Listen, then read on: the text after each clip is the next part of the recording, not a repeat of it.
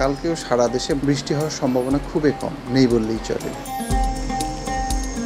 বিশ্ব মুসলিমের অন্যতম প্রধান ধর্মীয় উৎসব পবিত্র ঈদ উল ফিতর। আর সে আনন্দ উৎসবের আবহে রাজধানী ঢাকার পথে প্রান্তরে বর্ণিল সাজ। প্রস্তুত হাইকোর্ট সংলগ্ন জাতীয় ঈদগাহ ময়দানও। বরাবরের মতো এবারও যেখানে অনুষ্ঠিত হবে ঈদের প্রধান জামাত। বৃহস্পতিবার সকাল 8:30টায় এ জামাতে অংশ নেবেন রাষ্ট্রপতি, প্রধান বিচারপতি, মন্ত্রিপরিষদ সদস্য, মহানগর মেয়র সহ রাষ্ট্রের গুরুত্বপূর্ণ ব্যক্তিরা।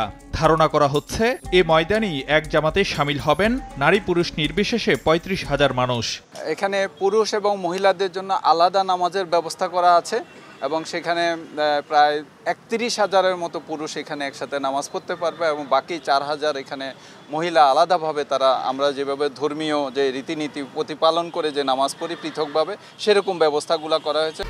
1, 2, 3 ঢাকায় জমি জিতে নিন 100% ক্যাশব্যাক সহ 20 কোটি টাকার পুরস্কার। ঈদগাহ ময়দান ব্যবস্থাপনার দায়িত্বে থাকা ঢাকা দক্ষিণ সিটি কর্পোরেশন জানাচ্ছে, নির্বিঘ্নে ঈদের জামাত আর মুসল্লিদের সেবায় নিশ্চিত করা হয়েছে সব ব্যবস্থা। সম্ভাব্য সব ধরনের প্রাকৃতিক পরিস্থিতি বিবেচনা করে নেওয়া হয়েছে প্রস্তুতি। গরমের এই ঈদে সিলিং ও স্ট্যান্ড মিলিয়ে থাকছে 800টি ফ্যান। ঈদের দিন বৃষ্টির পূর্বাভাস না থাকলেও সতর্কতা হিসেবে টানানো হয়েছে পানি নিরোধ সামিয়ানা। কালকেও সারা দেশে মোটামুটি আকাশ আংশিক মেঘলা সহ আবহাওয়া প্রধানত শুষ্ক থাকার সম্ভাবনা আছে। বৃষ্টি হওয়ার সম্ভাবনা খুবই কম, নেই বললেই চলে। সকল ধরনের প্রস্তুতি সম্পন্ন করা হয়েছে এবং যদি বৃষ্টিও হয় আমাদের ঈদের জামাতের জন্য কোনো রকমের প্রতিবন্ধকতা সৃষ্টি হবে না। ঈদ জামাত উপলক্ষে নেওয়া হয়েছে 5 স্তরের নিরাপত্তা ব্যবস্থা। সার্বক্ষণিক নজরদারিতে থাকছে সিসিটিভি ক্যামেরা।